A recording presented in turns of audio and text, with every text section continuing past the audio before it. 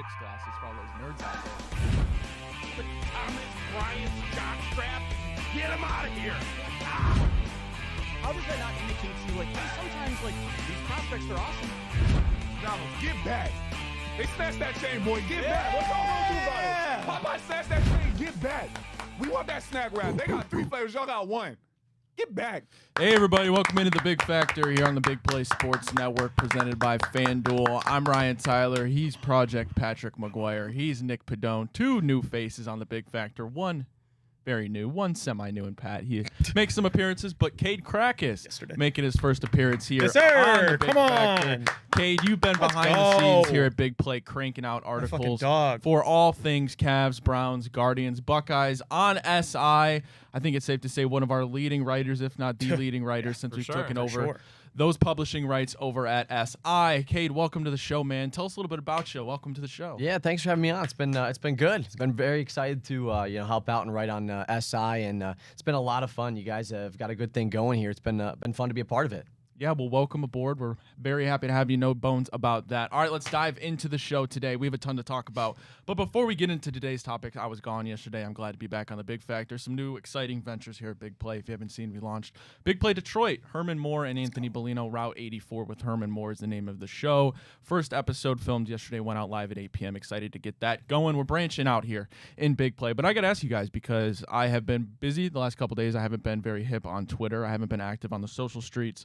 What's going on with Shedeur Sanders apparently liking posts about him becoming the starter? Yeah, I mean, dude, like this, I feel like people kind of took this and ran with it. Like, somebody posted that he should be the starting quarterback, and he liked the post. That's really what you missed.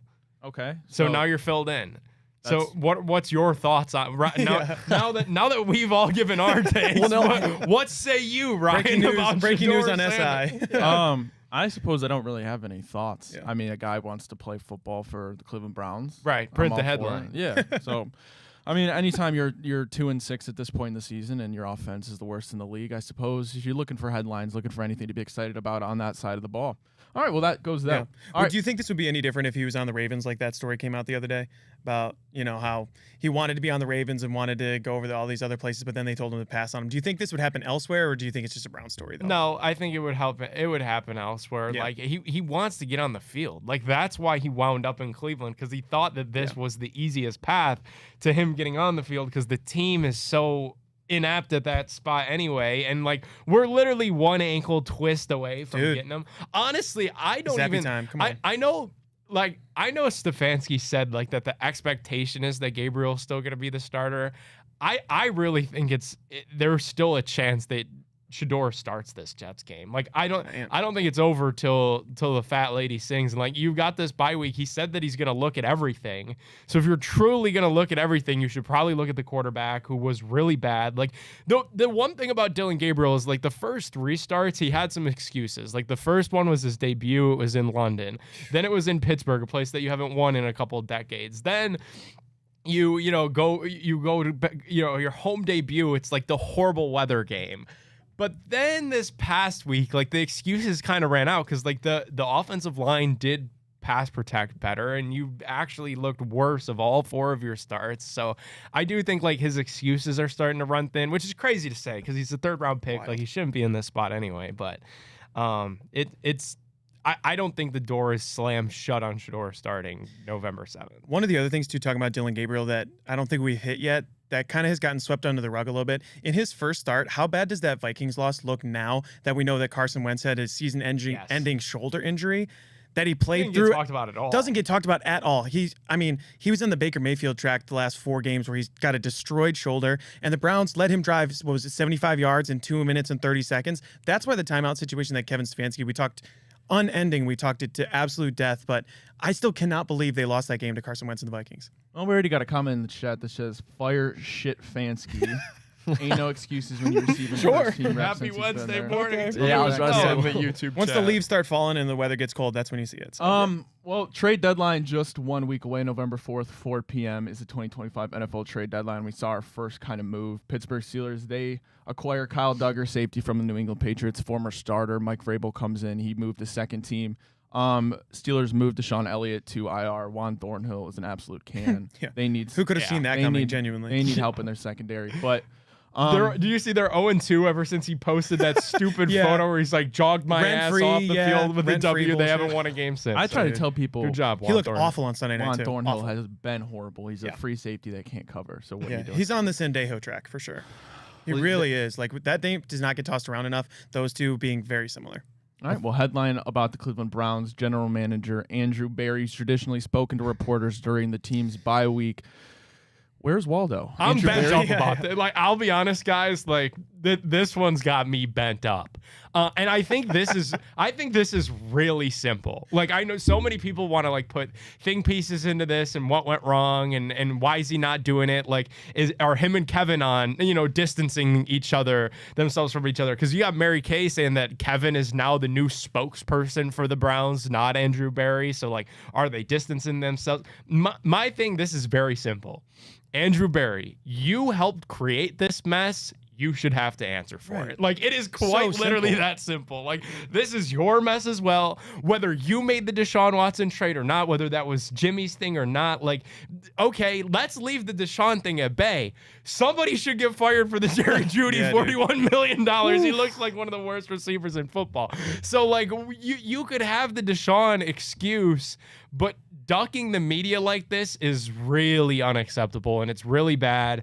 Yeah. And I don't think that, like, it's not loud enough. There are not enough people complaining about how bad this is. Like, this is uncharacteristic. Like, in other NFL cities, and I know like Jerry Jones a bad example because he does his press conference outside the bathrooms like after every quarter, so you could give his thoughts off. But like in other NFL markets, like coaches and GMs are readily available for the local media. Here, they're so concerned. They're so paranoid that somebody's going to say the wrong thing that they just say nothing.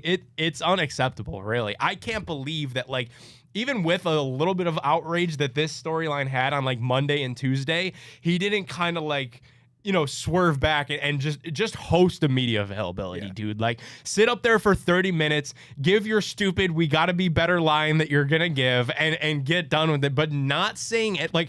In journalism school, they'll teach you, like, sometimes no answer is an answer. Yeah. So and right now, it's worse, Andrew too. Berry, it's definitely sometimes worse. It's worse, yeah. So Andrew Berry not giving an answer is really all you need to know about the current state of the Browns. Well, it's definitely worse, especially now too. With everyone on Twitter was saying, hey, maybe he's making a move. Maybe he's out there right now shopping around and trying to find something to fix his team. And instead, they signed Brendan Bates in a practice squad tight end, and we're all gippy and excited about that because. Honestly, too, you look at the tight end room right now, and Harold Fannin Jr. and David Njoku lead the team in receptions and yards, but there's nothing else going on in the receiver room. And, you spoke of the Jerry Jeudy contract extension and what they signed him to. In this year, he's got 257 yards, no touchdowns, and he's got 22 receptions on 54 targets. I mean, we got to fix something here. Yeah, like, the questions that would be asked to him, like, I know, like, the counter argument is, what do you want him to go up there and say? Like, what answer can he realistically give? I don't know. I don't know what answer he can realistically give, but I know the questions are going to be fair. Why'd you only draft one offensive lineman over the last 2 years when the entire offensive line is a free agent? Why is that offensive lineman in a healthy scratch on game day? What's up with this wide receiver room? What did you guys see in Isaiah Bond? Like, there are so many questions that are deeper than Deshaun and Shador and the things that they're not going to want to talk about. So, like, to just duck this completely, it's crazy. Like, I've talked to people, I know we were talking in the office yesterday, like, I've talked to people that have covered this team since they came back in 99, and, like, there have been darker years than this, right? Like, 1-31 where you didn't even have a win at the bye week. Like, those general managers still sat up there and faced the meal. Like, they trotted out Sashi Brown to mop up duty and plenty of bye week. Like, so for Andrew Berry to duck this, like, it just goes to show that he's complacent with the failure that's taken place, and he should be held accountable at the end of the season when people were talking about people getting fired. His name should be firmly in that conversation, because if you can't do the full job, and this is part of the job, then you don't deserve to be one of the 32 general managers in the National Do you think this Football means that they think that they're safe, Cade, though? Because It's a good Going question. into the bye week, I know we've got the trade deadline coming up. They can use that as a little bit of a shield and a safe excuse or whatever. We've got trades coming up. We don't want to give away any secrets, whatever. They're so secretive about this stuff. But do you think they think they're safe, at least Andrew Berry? Yeah, I don't know. I'm assuming that he probably does. I mean, but at the same time, how can you be so delusional that you see this team right now where it's at? I put out something a couple days ago where I went back and looked in the year that we went 0-16. Right, the quarterbacks then, Deshaun Kaiser, Kevin Hogan, and Cody Kessler, all had higher QBRs than currently Dylan Gabriel has.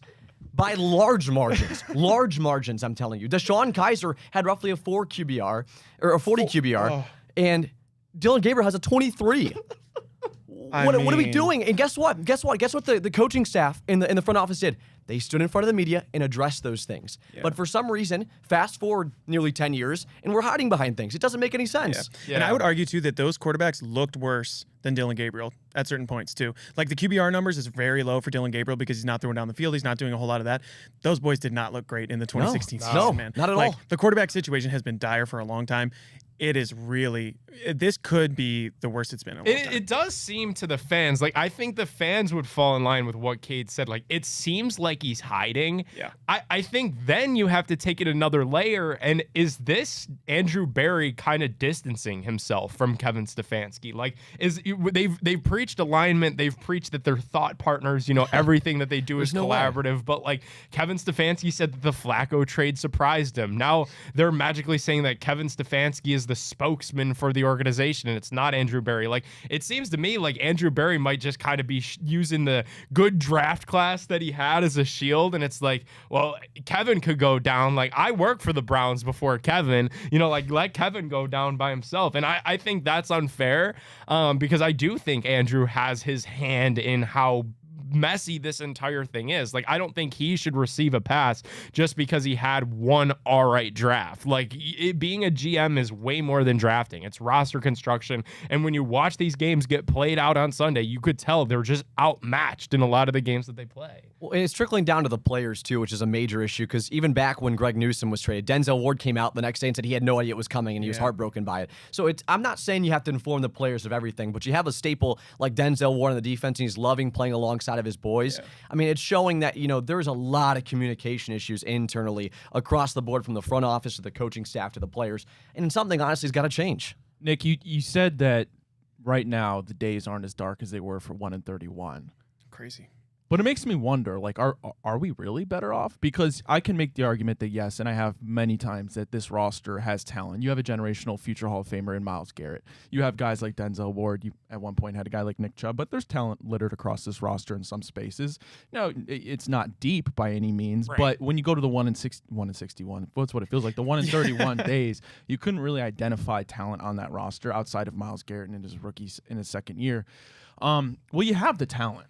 Partly. Now, there's certainly a lot of missing pieces, but you have the talent. You've had a coach who's gotten you to the playoffs. You've had a general manager who at one point was at least regarded as a very smart guy, one who can certainly work around the cap. But now you're still not seeing winning results. You're still dealing with the repercussions of Deshaun Watson's massive contract that was a failure. So are we really in better, brighter days? All right. So to keep playing devil's advocate with you here and kind of to, just like backtrack what I said a little bit. You know what you had during 1-31 that you don't have now? And this is going to be the most depressing thing that I say. Excuse? You had hope, too. Oh, wow. Because you had hope that you were going to have you had 2 number 1 overall draft picks. You led the league in cap space by a ton. That like entire thing, when you think about it, like Sashi Brown had a plan. Like, the plan was very clear. It was to strip the team down to the studs. They got rid of Deshaun Gibson and Joe Hayden. Like, they absolutely gutted all the talent off the roster. They became the youngest roster in football, and they accumulated draft picks, and they accumulated the most cap space in, like, the history of ever.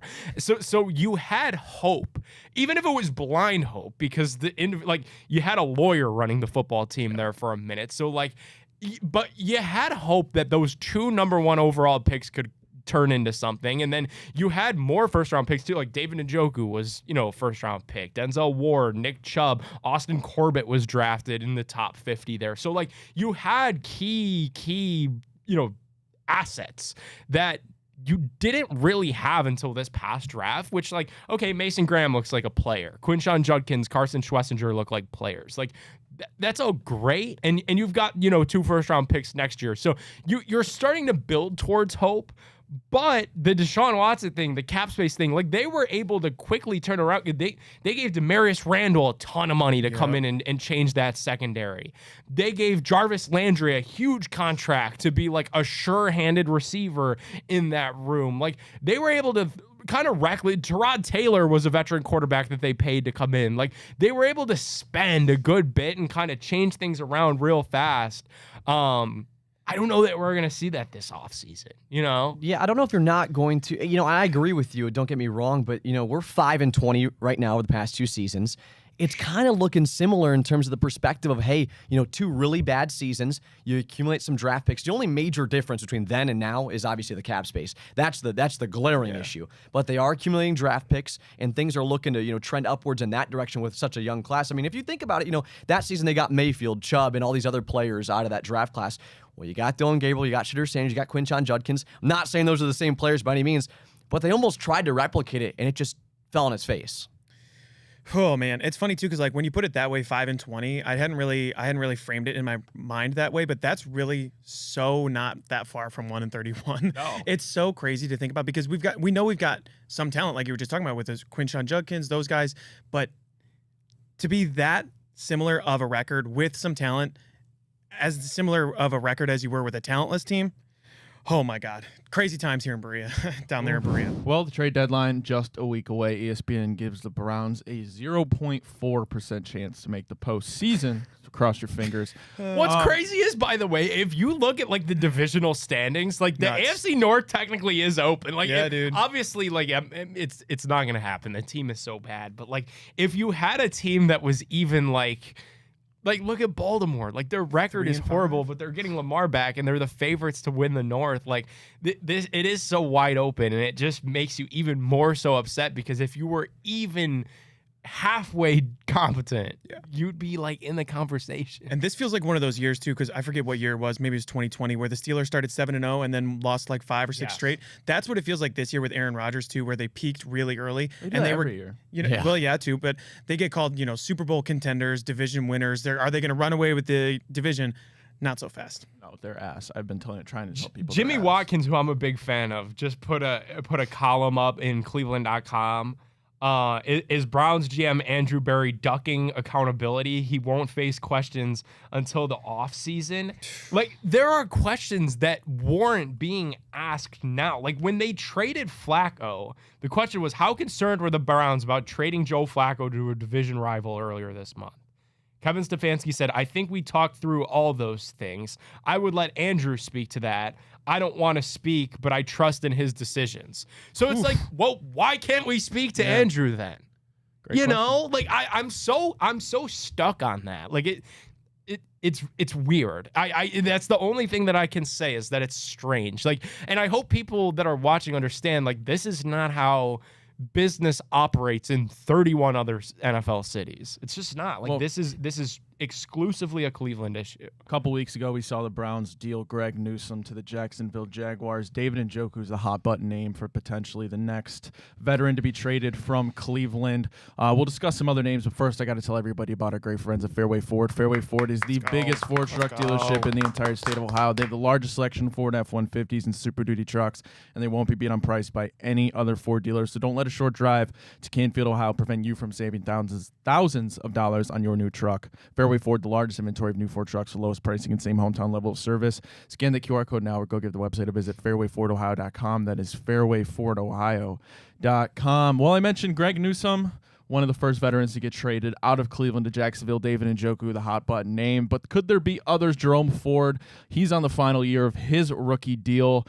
Other key players on expiring deals like David Njoku, Wyatt Teller. We know the offensive line needs a total revamp. Jerome Ford, I feel like, is probably the most likely to get traded, I would think, over David Njoku, but I wouldn't be surprised to see both of them go. Jerome Ford is an easy, expendable guy. David Njoku comes with a little more emotion when you trade him from a team like Cleveland, who's been here for some of the darker days. Yeah. But the Cleveland Browns need to get a little bit younger. They need depth, and the offensive line is the biggest target. My thing is, like, what are you gonna get for any of these Exactly. guys? Like, Exactly. David Njoku probably has like the most value, but he needs paid. So like, we don't even know what the market is right now for tight end trades either, especially a guy like Njoku. You know what I'm saying? Like, are you going to get a second or third round pick for him? Probably not. Because what team needs a tight end like David Njoku? Because unfortunately, I mean, we all know this. Been here for 9 seasons. He can't block. He's a very athletic tight end, but he plays more like a wide receiver than anything else in the world. No team needs that right now. I don't think you're going to get anything worthwhile for him. And Jerome Ford, what, a 5th round pick? Yeah. What does that I was do thinking for a him? 4th for Njoku, If honestly. that. Yeah. What So does that's all of the that thing, do for too. us right now? Talking about Jerome Ford, we talked about this all up and down in the offseason. Restructuring the contract of Jerome Ford, terrific. He can play special teams. That's great. We were talking about kind of the dichotomy of him being back, but Nick Chubb being gone. You could have used that money elsewhere. Like, you didn't have to give $1.5 million to Jerome Ford just to trade him away. I think it was $1.5 million, somewhere in that neighborhood, to restructure down from $3 million what he was making. I know they loved him last year, and he was, a leading rusher on the team, back-to-back years, that type of thing. But to have him come back as your number 1 running back, and I know you had Judkins in the draft and everything like that, but I think the restructure came before the draft. Just doesn't make a whole lot of sense to me. I don't know why he's still on this roster, to be honest with you, but if he's gone, if we can get a 4th or a 5th for him, you have my blessing. I don't know if you're going to be able to get that, though. Yeah, I just think the issue with Jerome Ford is you don't have a lot on him. You look at the past 2 seasons, 800 yards, just over 500 yards. He rushed for 7 total touchdowns the last 2 seasons. And then you come into this year and you think, hey, he's going to be the RB1. And then Judkins takes over. And the guy's averaging 3.5 yards a carry right now. Brutal. He's got no rushing touchdowns. But for some reason, the passing game, he's got 25 targets for 21 catches. He's got the most out of the running back room besides Dylan Sampson. It's such a weird spot for a guy like Jerome Ford to be in. Not only from a Browns perspective, okay, how do we get rid of him? But Jerome Ford's thinking, how do I carve out a role anywhere else? How do I go make money? Yeah. It's very weird. And like, okay, so to keep that going, like, man, and I love Jordan Schultz. You guys know that. Like, we've had Jordan Schultz on Big Play many times. I thought it was so funny when he put out that post that, like, they're open to trading Rayshawn Jenkins. Yeah. Okay, Yeah, man. like, I'm sure who's coming to call in for Rayshawn Jenkins? Yeah. Who? Like, who needs a 31-year-old rotational safety that The can yard sale's contribute on open. special teams? He leads the league in special teams tackles, but, like, you're going to swap a 6th and a 7th round pick for that. So, like, when you look at this deadline and being sellers at the deadline and trading everything that's not nailed down, I think that's the right approach, because you do have young guys that you probably should be getting a look at and seeing what they can do. But it's like, well, in terms of preparing for the future, like, I mean, you're going to book your ticket now for day 3 of the draft in Pittsburgh and just set up your chair and stay put, because the Browns are going to be on the clock with every other pick. Yeah. We're going to own the 5th and 6th round. No, literally. And Rayshawn Jenkins, too. I mean, you go back to it again. Kyle Duggar got traded for what, a 6th yesterday? Yep. That's what I'm saying. You're not getting a 6th for Rayshawn Jenkins. You're going to get a 7th. It just doesn't make sense. The guy's in his 9th season. He's gone back and forth between teams the last 3 years on 3 different teams. And now you potentially see him on a 4th? Yeah. I mean, there's just, it doesn't even make sense. You're almost better off just keeping him at that point. For sure. Riding him out to the end of the year and then replacing that safety. Because who's next in line behind Rayshawn Jenkins? I don't even know. Dude, if I knew. It's Donovan McMillan who contributes. He contributes on special teams. He's out there. Yeah. He showed out well in the preseason as well, but other than that, I mean, you can't count on that guy right now. No. Can't count on him. Star power. This Get is the yard all sale of going. this. I mean, like, Ryan, is this depressing or is this true? It feels like we're already, like, at 2-6, we're 8 games in. It feels like we're just playing out the string to get to the bye, to get to the end of the season, right? Like, But I mean, we kind of expected that going into the season, unless you thought Joe Flacco was going to be something amazing. You're resting your laurels on a 3rd round and a 5th round rookie, and the 3rd rounders maybe shouldn't even have been drafted. Right? And Shedeur Sanders, you know all the baggage that comes with that. Benjamin Solak writes a name to watch for the Cleveland Browns. Commanders tight end Ben Sinnott. He writes the Tyson Campbell trade's a great example of how the Browns should operate, snag low-cost playable contracts as they work out cap suffering. 2024 second-round pick. Sinnott remains tight end 3 on Washington's depth chart. 7 career receptions, 25 games, but he can block next to Harold Fannin and play in 13 personnel, which he writes is good enough for now. and I will say, like, I've heard that the Browns are sniffing around on receivers, and I know, like, the Garrett Wilson thing was out there. Whatever. I told you guys at the time, like, not going to be Garrett Wilson. Adonai Mitchell is kind of another guy like that I've heard that fits that bill where you're buying low on a player that, did really cool things in college, hasn't done much in the NFL despite being a high draft pick. It's kind of like the Malachi Corley thing. Yeah. Like he was a third rounder 2 years ago, has shown some promise and has come here and at least flashed a couple of times. So I think that's what they're in the market to do. Teams are definitely sniffing around on David Njoku as well. I know like Denver, if you go on social media, like Denver Bronco fans think that it's like a done deal that they've got David Njoku already, which is pretty funny. Who? But the Broncos, like Bronco fans are acting as if like it's already As if he's not Evan Ingram also. It's like He's fait the same guy. accompli that like David Njoku is going to be catching footballs from Bo Nix. But I mean, they've definitely called, like teams are sniffing around. That's what this time of year is all about. And we've got 6 days to the trade deadline. Yep. So you're going to see the Browns make some moves. Like even if they are small, like who cares? We got a 7th round pick. Like they're going to do a couple of those. Like if the over under was 2, like I'd say that we're going to be right around that. All right, Pat, boot up that phone because we're doing Cleveland Browns trivia here in 1 second, but I got to tell everybody about our friends at Garage Beer. Garage Beer comes in just 2 flavors, classic light lager as well as that classic lime, no frills, no bitterness, no IPs. It's just beer the way you want beer to taste, and that's beer-flavored beer. Scan the QR code now or go give their website a visit, drinkgaragebeer.com, to find local retailers who sell Garage Beer near you. Again, that is drinkgaragebeer.com, and what goes perfect with Garage Beer? Cleveland Browns trivia. Something like Pat, that. take it away. Yeah, guys, these are courtesy of our guy Jack over there, but these are some good questions for today. Browns trivia. We'll start right here. We talked about the running backs, Jerome Ford as well. Might come up in this section. But 4 Browns running backs have led the team in rushing yards in back-to-back seasons since 2007. Can you name all 4 of them? Sure. Well, let's start with Nicholas Jamal Chubb. Yep. Wait, what? Could you repeat the question? Yep. Since 2007, 4 running backs for the Browns have led the team in rushing yards in back-to-back seasons. 4 of them. Since 2007. Can I get a no? Can I get a feed the crow? I was going to say Isaiah Crowell. I wasn't sure, Trent though. Richardson. I like it, but past it. This is since when? Since 2007. Since 2007. So we have 2 and we need 2 more. 2. Yep. There's Nicholas no Jamal Chubb, Trent Isaiah Richardson Crowell. was before 2007. I don't think he before. I thought he was. Or no, he in was. there. He was that draft he with. was Yeah. 2012. There's Yeah, you're no- right. My bad. There's no way that God, what's his name? The little dude from Miami. No, Duke Johnson. Duke Johnson. That's not a bad guess. Yeah, Not it on the actually list. is not a bad guess. Not on the list. Okay. Peyton Hillis. Peyton Hillis. Yeah. That's a You good need one more. One more. Since 2007. Mm, It's Carlos right under, Hyde wasn't here right long under your enough. nose, No, fellas. yeah, I don't think he was here long enough. no. Not Kareem Hunt. Mm-mm. It's somebody closer to 2007 What's than the one guy? closer to recent. Is Yeah, it closer more to recent. More recent. Yes, indeed. Incredibly recent. Jerome Ford? Jerome Ford, Because baby. of the Nick Chubb injury. That- Jerome makes sense. Ford. That makes sense. Back-to-back years. That's by default. Yeah, exactly. 23-24 as well. So, in honor of Harold Fannin leading the team in receiving yards this season, name the last 2 tight ends to do so for the Cleveland Browns. This Gary is modern Barnidge. era, by the Gary way. Barnidge. Gary Barnidge. What a pull. Immediately pull. And this is since when?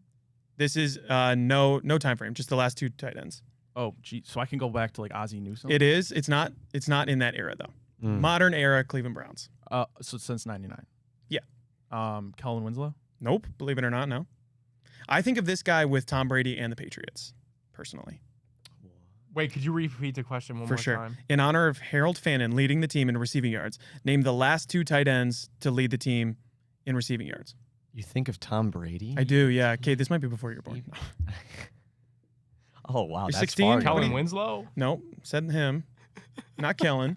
Wait, you played with Brady? Who in the world is this? I feel like I'm tripped up on that clue. I'm trying to Yeah, ignore that's that throwing me clue. off too now. He didn't play there long. Aaron Hernandez. Nope, I wish. No. Aaron Hernandez. That's Gone why forever. I guess Kellen Winslow. Yeah.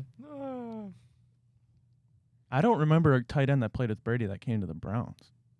Right, like if this was immaculate, an Yeah, immaculate immaculate grid would grid, be a I'm tough one. stumped.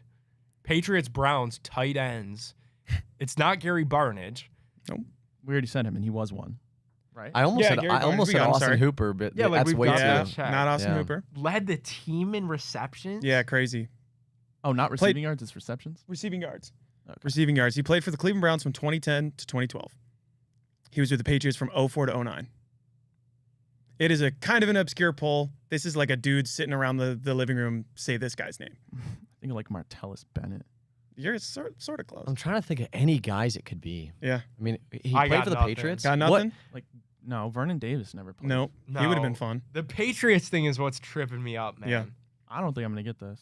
I don't think so. All right, Pat. Big Benny Watson. Ben Watson. Ben Watson. That's a good pull. That's a You good think one. of That's a good Brady one. when you think of Ben Watson? I do, yeah, because actually he played in this last season with Brady, retired with him as well.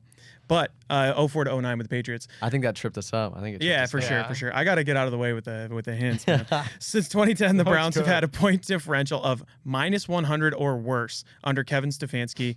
Name the other coach, and twice under Hugh Jackson. So which other coach since 2010 have the Browns had a -100 or worse point differential? Fred. Pettin? God, that defense was bad. Mike too. Pettin? Mike Pettin nailed it right off the jump. That's crazy.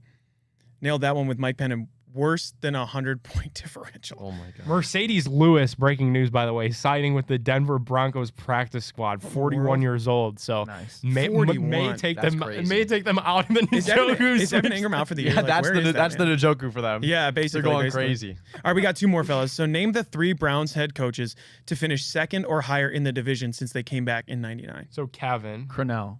Romeo Crennel, Kevin Stefanski. You got one more since '99. Butch Davis. Butch Davis. Wow. Wow, 3 Wow. for 3, boys. Unbelievable. All right, last one I got for you. Which former Browns wide receiver's dad was the interim head coach in 2004, and will there be an interim this year? Say that one more The time. former 2004. receiver's dad. So a Browns wide receiver, right? He played for the Cleveland Browns. His dad was the interim head coach in Robisky? 2004. Yeah, Robisky. Brian Robisky. That's right. Look at you guys. Yeah, that Look was at a you crazy guys with the pull. trivia, man. That was a That's crazy awesome. Unbelievable pull. Those were great questions from Jack. Shout out. Thank you. Yeah. Shout out, Jack. Shout All right, out. guys, we got to talk a little bit baseball. But before we do that, I got to tell everybody about Bloodview Haunted House because Yes. Halloween is quite literally right around the corner, guys. Bloodview Haunted House. If you're ready to get in the Halloween spirit, then that's a place to go. Grab your friends and head over to Bloodview Haunted House in Broadview Heights because it's not just a haunted house. It's an interactive experience where the nightmares come to life. And the best part about it all, every single ticket helps support local charities. Open weekends through Halloween. Well, Halloween's right around the corner, guys. Friday, Saturday, open till midnight. Sundays, open till 10. So if you're looking for big scares and a good cause, Bloodview is the place. You can get all the details at bloodview.org. We had the opportunity to head out there a few weeks ago. And when I tell you it was scary, I really mean it. I had the opportunity, guys, to go out to Cedar Point Halloween weekends a week ago for the first time. Not even close to Bloodview Haunted House. I got to be honest. I was walking through those haunted houses at Cedar Point.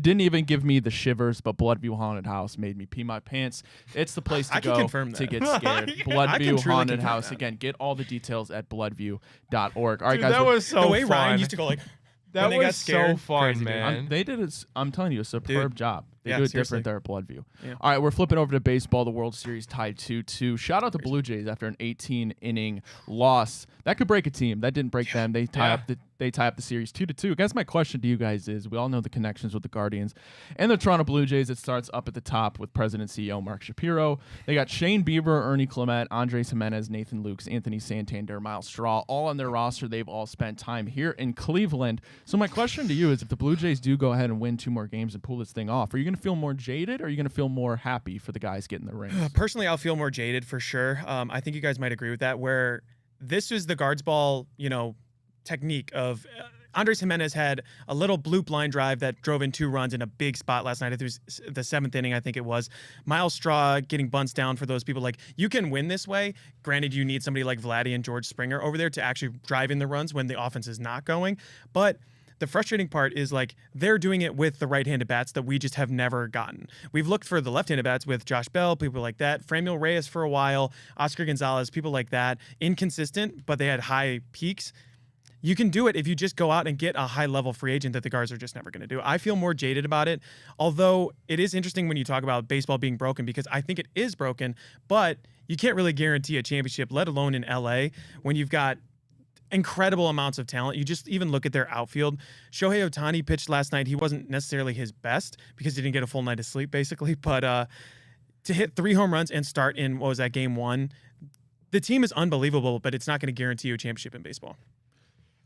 Is there Cade jaded or no? I'm biased because I was happy as hell for Shane last night. Yeah, To see Shane him Bieber is the one. to see him, he was always so good to us when he was here. To see him pitch deep into a World Series and looked good while doing so, I was like, to see the emotion. I was from like, him, damn, too. this is cool as hell.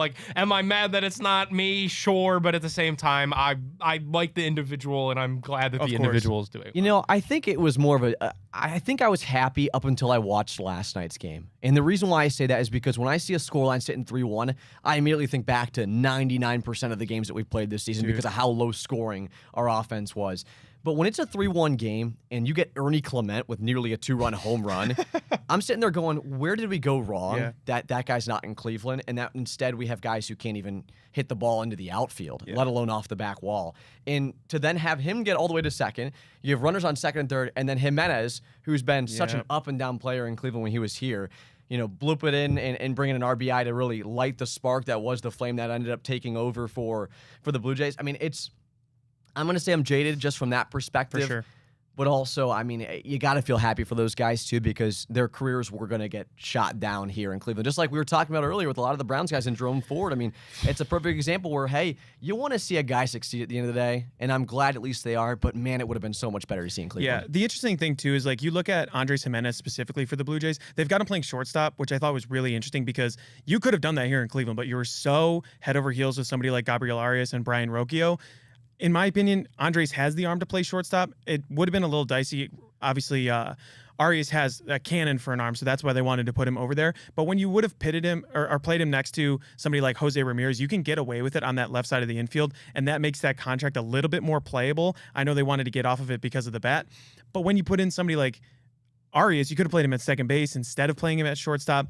It's just funny the way that we talk about the Browns going wrong at every single turn. It kind of feels like the guards have been doing that to a certain extent the last couple of years. Even though they've found success, they've done it despite themselves. It kind of feels like it, and the Blue Jays are able to finally capitalize on what the guards are trying to do.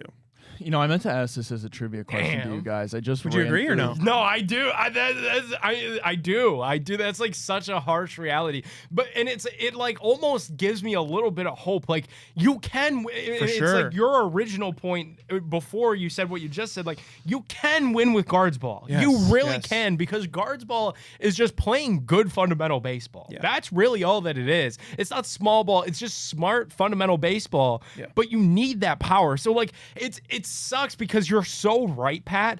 Like you're literally like they've got Vlad, you got Jose. You're like you're one piece away really from like and maybe it's Bazana, maybe it's like a combination of Chase DeLauder, CJ Kafis, but like if you could just get one big bat, like you are right there. That's the craziest thing too, is like we've been looking for that right-handed power bat for a long time now. We've had it with John Kenzie Noel in fits and starts here. He had the huge home runs in the playoffs, but somebody like Franmil Reyes, somebody like Oscar Gonzalez, they strike out an absolute ton. So my question is, can you find the guy like that? Because not every team that wins every year is the Phillies. You know what I mean? Like the Phillies led the league a couple years ago when they won it in home runs and all of this type of stuff. They did it with the long ball, but more often than not, getting on base is how you're going to win games. Like you can play the long ball, no doubt, but the Dodgers in the past couple of years have been able to do that by getting on base as well. They didn't win by solo shots from Shohei Ohtani and Freddie Freeman, all these guys. They won it by getting on base as well when you can have those timely hits. We just need a right-handed power bat that we're never going to spend for. We had him for Edwin Encarnacion. That was the biggest contract in franchise history. And he was pretty good. We had Mike Napoli for a little while, but all of these guys are not long-term answers for the guards, and it's really frustrating. I meant to ask this as a trivia question to you guys. I went through the 6 names that are on the Toronto Blue Jays roster that were formerly in Cleveland, but one of them is so obscure, I bet you didn't even mention me hear it. So I'll give you, Shane Bieber, Ernie, Andres, and Miles Straw. Do you remember the other 2? Nathan Lucas. Lukes. That was the one that was obscure. I was surprised. He was in our system for a while. The other one actually that makes me a little bit more upset than Nathan Lukes, because he was kind of a Rule 5 guy, and I don't know if you guys know how that works, but basically you can poach somebody off essentially the practice squad, because the minor leagues for baseball is essentially the practice squad. But Alex Call on the other side for the Dodgers, we got him in the Yonder Alonso trade with the White Sox, and he was a top 100 prospect that could have played for us. He didn't pan out necessarily in the majors. He made his debut with us, but he has speed. He's got good arm in the outfield. When we've been searching for people like Ramon Laureano and people like that to play right field, you could have easily slid in. You got Jonathan Rodriguez out there. Kill me now. Like, you could have put in Alex Rodriguez right there and put anybody else in the DH spot. When you've got guys like Alex Call and they're in a winning system, it's kind of like the Browns quarterback. You put him in a winning system, you can find success. Nathan Lukes was a 7th-round pick of Cleveland in 2015. The other one was Anthony Santander. Yeah, that was one of the ones that really – hindsight is, of course, 2020, but he was a Rule 5 guy in like 2018 or 2019, and we didn't protect him on the 40-man, which meant that anybody could basically take him. I think the Orioles took him. He had like a 39 home run season 2 years later. What are you going to do? You're not going to be able to keep every guy on your 40-man roster. When you need a power bat that we've needed for the past 10 years, Bradley Zimmer, where are you at these days? We could have had a guy like that. All right, well, the Cavaliers are back in action tonight, as well as our Columbus Blue Jackets. Nick, let's tell everybody about making an appearance FanDuel. down there. Debut our FanDuel parlay of the day, and we'll head out of here. Yeah, absolutely cannot wait to get back on FanDuel this evening. We've got the Cavs in action as well. So the sport, no football on a Wednesday, but you got the World Series going, you got the Cavs going, you got hockey going. It's NBA tip-off week. FanDuel is your home for live betting. So even if you miss the start of the game or want to ride the hot hand, FanDuel has live bets on everything from who will score next to fourth quarter comebacks. Plus, you can even combine your bets into a same-game parlay for a shot at a bigger payout. However you want to play, now is the perfect time to join us and the FanDuel party, because FanDuel is giving new customers $300 in bonus bets if your first $5 bet wins. Just visit FanDuel.com/bigplay to sign up today. Play your game with FanDuel, the official sports betting partner of the NBA. You must be 21 plus, present in Ohio, first online real money wager only, $5 first deposit is required. Bonus issued as non-withdrawable bonus bets, which expire 7 days after receipt. Restrictions apply. See full terms at sportsbook.fanduel.com. Gambling problem, call 1-800-GAMBLER or visit FanDuel.com/RG. All right, well, I'm no Jack O'Rourke, but I'll take a crack at it. Alrighty, lay of the day, October 28th, 29th, actually, 2025. Cavs back in action. They're taking on the Celtics. We're going Donovan Mitchell to make 3+ 3-point shots. We're taking the Cavs money line, of course. Nick wanted to sprinkle in there DeAndre Hunter to score 15+ points. And then Cade is going onto the ice as our Columbus Blue Jackets are at home taking on the Toronto Maple Leafs. Excuse my pronunciation, Kirill Marchenko. There you go. Actually sounded pretty There you good go. there as an anytime goal scorer at +180. That's going to go ahead and boost up the odds in our parlay today again. One more time, Donovan Mitchell, 3+ made threes. Cavs money line, DeAndre Hunter to score 15+ points. And then Kirill Marchenko scoring a goal anytime for our Columbus Blue Jackets. Alrighty, appreciate everybody tuning in to the Big Factor here on the Big Play Sports Network, presented by FanDuel. Ryan Tyler, Project Pat O'Rourke, Nick Padone, Cade Krakis. Shout out Fairway Forge, shout out Garage Beer, shout out Bloodview Haunted House. Halloween just 2 days away. Go get your scares in while you still can before we flip the calendar to November. We'll be back tomorrow, same-ish people, same time. Until then, have a wonderful rest of your day. Go Eagles. Peace out, and we'll see you then. Let's go Eagles.